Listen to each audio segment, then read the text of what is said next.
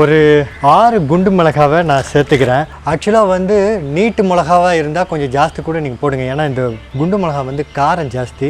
So 5லேருந்து 6 நான் போட்டிருக்கேன். அதுவே இல்லை நல்லா காரமாக சாப்பிடுவீங்கன்னா நீங்கள் இன்னும் கொஞ்சம் ஜாஸ்தி கூட போட்டுக்கோங்க. அதோடு நான் என்ன பண்ண போகிறேன், ஒரு 80லேருந்து 100 கிராம் தயிரை நான் சேர்த்துக்கிறேன். 100 கிராம் போட்டால் கரெக்டாக இருக்கும். அதுக்கப்புறமா கொத்தமல்லி இருக்குல்ல, அது அரைக்கட்டு வேரோடு சேர்த்துக்க போகிறேன். வேரோடனா தண்டியும் வேரையும் சேர்த்துக்க போகிறேன். கொத்தமல்லி வேரில் தான் இன்டென்ஸான ஃப்ளேவரும் டேஸ்ட்டுமே இருக்குது. ஸோ இந்த டிஷ்ஷு மட்டும் இல்லை, நீங்கள் எந்த டிஷ்ஷு பண்ணனா இருந்தாலும் சரி, அப்போது நீங்கள் கொத்தமல்லி வேரோடு நீங்கள் சேர்த்திங்கன்னு வச்சுக்கோங்களேன், அதோட டேஸ்ட்டு அந்த டிஷ்ஷில் ரொம்ப இன்டென்ஸாக ரொம்ப சூப்பராகவும் இருக்கும், அந்த டிஷ்ஷு ஆறுனதுக்கப்புறம் கூட. ஓகே, இப்போது தேவையான உப்பை சேர்த்துக்கலாம். ஓகே, உப்பு வந்து ஜாஸ்தியாக இருமோ அப்படின்னு நினச்சிங்கன்னா கம்மியாக கூட போட்டுக்கலாம். ஏன்னா மட்டன் குழம்பு நம்ம பண்ணுறோம்ல, அப்போயே நம்ம தேவையானப்போ ஜாஸ்தி வேணும்னா நம்ம சேர்த்துக்கலாம். இதை நல்லா அரைச்சிக்கலாம். இப்போது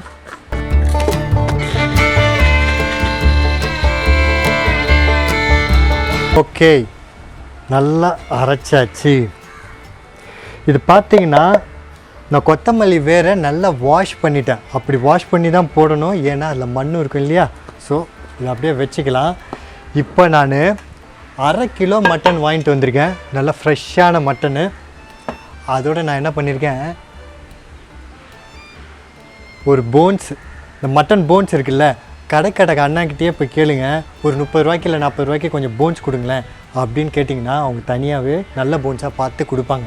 ஏன் அதுக்கு சேர்க்குறேன்னா, இந்த மாதிரி மட்டன் பீசஸ் பண்ண வரும்போது அதில் போன்ஸ் எல்லாம் ரொம்ப கம்மியாக தான் வரும். போன்ஸில் தான் நல்ல ஃப்ளேவர், ஒரு டேஸ்டெல்லாம் இருக்கவே இருக்கும். நீங்கள் வேணால் பாருங்களேன், மட்டன் சூப் நம்ம பண்ணுவோம், வெறும் எலும்பு தான் இருக்கும், அதில் எவ்வளோ டேஸ்ட் இருக்குது, எவ்வளோ ஃப்ளேவர் இருக்குதுன்னு நான் சொல்லி உங்களுக்கு தெரியணும்னு அவசியமே இல்லை. ஸோ அதனால் ஒரு 30 ரூபாய்க்கோ இல்லை 40 ரூபாய்க்கோ நீங்கள் மட்டன் போன்ஸ் வாங்கி இந்த கிரேவியோடு நீங்கள் எந்த கிரேவி பண்ணாலும் அதோட சேர்த்திங்கன்னு வச்சுக்கோங்களேன், மனமும் ருசியும் டபுள், நான் கேரண்டி அதுக்கு. ஸோ அதை என்ன பண்ணுறேன், நான் நல்லா கழுவி வச்சுருக்கேன், அதை நான் சேர்த்துக்கிறேன் இந்த பாத்திரத்தில்.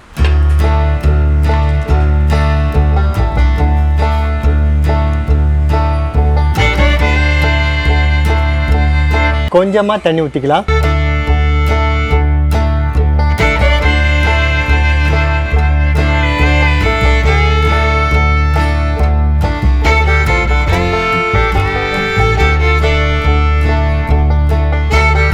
நல்லா மிக்ஸ் பண்ணியாச்சு. இதை வந்து ஒரு தட்டு போட்டு இந்த மாதிரி போட்டு கவர் பண்ணி ஒரு 1.5 மணி நேரம் ஊறுனா நல்லது.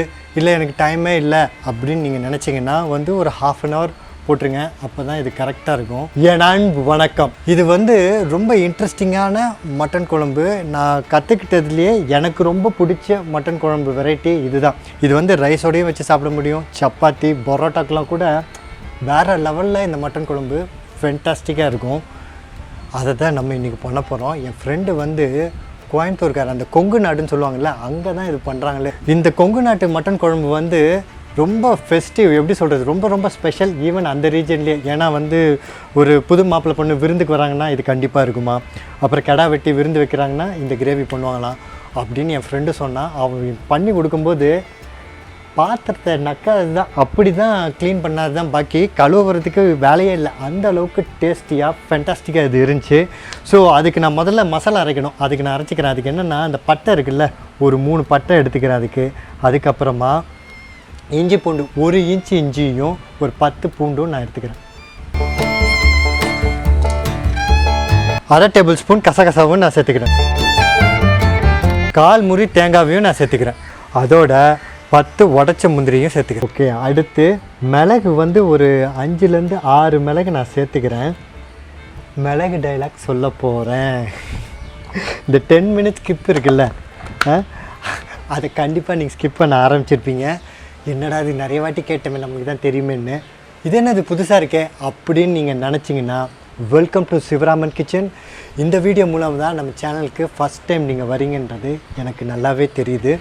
கீழே டிஸ்கிரிப்ஷன் பாக்ஸில் ஒயமேடிங் பிளாக் பெப்பர்ன்ற வீடியோ லிங்க் இருக்குது, கிளிக் பண்ணி பாருங்கள்.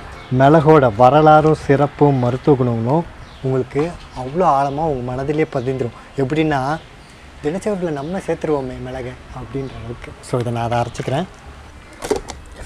தண்ணி ஊற்றவே இல்லையே. தண்ணி ஊற்றினா தான் நல்லா ஈஸியாக அரைக்க முடியும். கொஞ்சமாக நான் தண்ணி சேர்த்துக்கிறேன். இந்த மாதிரி நல்ல மைய அரைச்சிருங்க. நல்லா அரைஞ்சிருச்சு.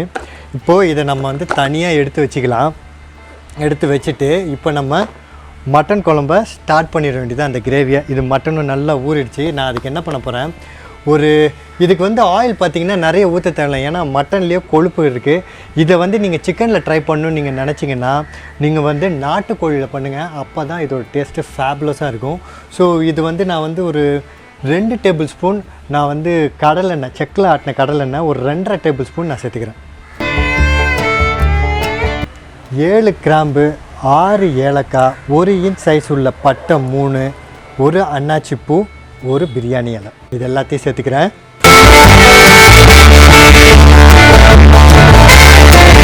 நீங்கள் பெரிய வெங்காயம் போடுறதா இருந்தால் ஒரு 2.5 வெங்காயம் கட் பண்ணி போட்டுக்கோங்க. அப்போ தான் அது கரெக்டாக இருக்கும். பட் சின்ன வெங்காயம் போட்டு வர மாதிரியான டேஸ்ட்டு பெரிய வெங்காயத்தில் கிடைக்காது. ஸோ இது வந்து எவ்வளோ நேரம் வதங்கணுன்னா கோல்டன் ப்ரௌன் கலர் வரைக்கும்லாம் வதங்கணுன்ற அவசியம் இல்லை. ஒரு லேசாக கண்ணாடி பதம்னு சொல்லுவாங்கள்ல, அது வந்தாலே போதும். அதுக்கப்புறமா நான் என்ன பண்ணுறேன், இதை அப்படியே வதங்கிட்டே இருக்கட்டும். 3 பச்சை மிளகாவை நான் வெட்டிக்கிறேன்.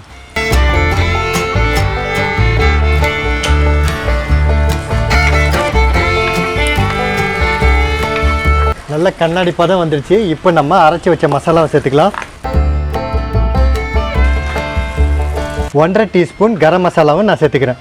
நீங்கள் என்கிட்ட கேட்கலாம், என்ன வெங்காயம் போட்டு வதக்குனதுக்கு அப்புறமா டைரெக்டாக மசாலாவை போட்டிங்களே, நீங்கள் வந்து தக்காளியை நீங்கள் சேர்க்கவே இல்லையே அப்படின்னு.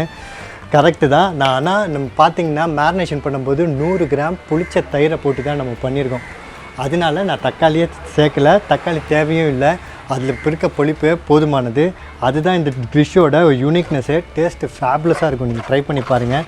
ஸோ போட்ட மசாலா நல்லா வதங்கிருச்சு. இப்போ நான் மேரினேட் பண்ணி வச்சுருந்தோம்ல, அதை நான் இப்போ சேர்த்துக்கிறேன்.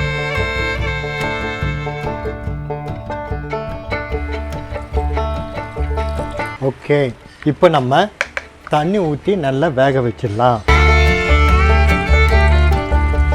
ஸோ இதுக்கு உப்பு இப்போ செக் பண்ண வேண்டாம். ஒரு 1/2 வேக்காடாவது வெந்துருட்டோம். அதுக்கப்புறம் நம்ம செக் பண்ணிக்கலாம். இல்லை கடைசியில் கூட போட்டுக்கலாம். ஏன்னா நம்ம மேரினேஷன் பண்ணி வச்சுட்டோம் இல்லையா. ஸோ அதில் நல்ல உப்பு காரம் எல்லாம் உள்ளே நல்லா போயிருக்கும். நீங்கள் வந்து கேட்கலாம், என்கிட்ட இது நான் வந்து குக்கரில் குக் பண்ணலாமா? தாராளமாக குக் பண்ணலாம். கொஞ்சம் இலை ஆடாக இருந்துச்சுன்னா ஒரு 4லேருந்து 5 விசில் ஆகும். ஸோ முதல்ல 4 விசில் போடுங்க. அதுக்கப்புறம் செக் பண்ணி பாருங்கள். இல்லைனா ஒரு எக்ஸ்ட்ராவாக ஒரு விசில் போட்டு குக் பண்ணிக்கோங்க. இல்லை கொஞ்சம் முத்தின ஆடாக இருக்கே அப்படின்னா கண்டிப்பாக 6 விசில் கண்டிப்பாக தேவைப்படும். 6 விசிலுக்கு அப்புறம் திருப்பி செக் பண்ணி பாருங்கள். தேவைப்பட்டுச்சுன்னா கூட ஒரு விசிலோ 2 விசிலோ போடுங்க. பர்ஃபெக்டாக குக் ஆகிடும். இந்த கிரேவிக்கு ரொம்ப ரொம்ப இன்ட்ரெஸ்டிங்கான பாயிண்ட் இன்னொன்று இருக்குது. என்ன தெரியுமா?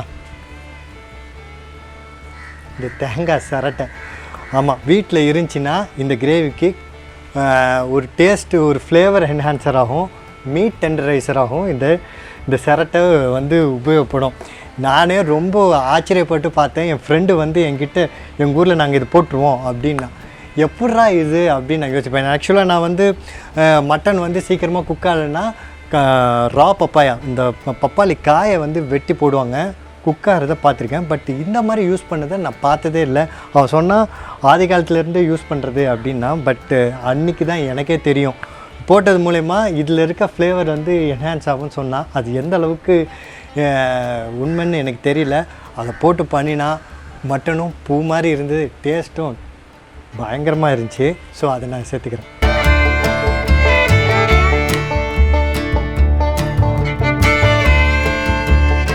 நல்ல பூ மாதிரி சாஃப்டாக குக் ஆகிடுச்சு. இந்த தேங்காய் சரட்டை ஒர்க் அவுட் ஆகிருக்குன்னு நினைக்கிறேன். சீரியஸாகவே ஒரு 35 மினிட்ஸ்லேயே இது குக் ஆகிடுச்சு. மேபி இதனால தான் இருக்கும்னு நான் நினைக்கிறேன். So super. இப்போ நம்ம என்ன பண்ணலாம், கொஞ்சமாக கொத்தமல்லியை போட்டு இதை ஃபினிஷ் பண்ணிடலாம்.